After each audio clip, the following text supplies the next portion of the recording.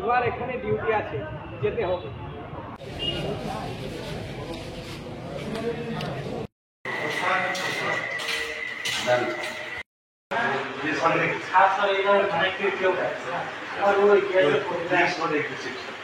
This is like since they both are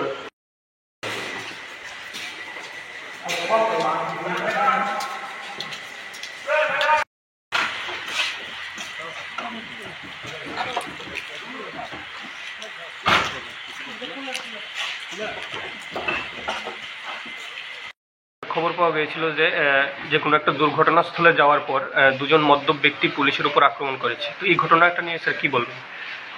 আজকে বিকাল অনুমান 3টার সময় গামাইবাড়িতে বিএসএফ এর একটি জিপসি গাড়ির সঙ্গে কলেজ পড়ুয়া ছাত্র স্কুটি নিয়ে যাচ্ছিল।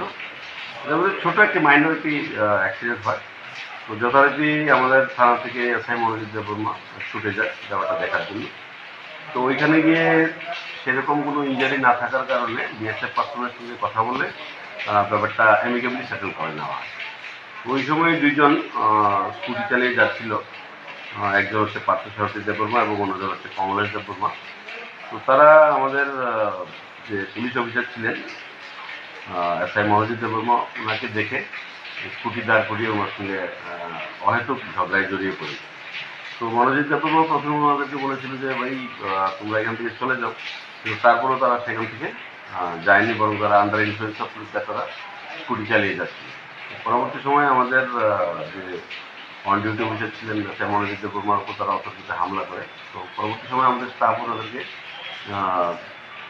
আটক করে থানায় নিয়ে আসে। পরবর্তী সময় এসআই মনোজিৎ দেববর্মা সরকারি কর্তৃপক্ষ কাজে বাধা দেওয়ার জন্য একটি সুমোটো কমপ্লিট করে। এই সুমোটো কমপ্লিটের পরিপ্রেক্ষিতে আমরা বিএনএস 2023 ধারা মতো তাদের বিরুদ্ধে আমরা আইনানুগ এফআইআর রেজিস্ট্রেশন করছি।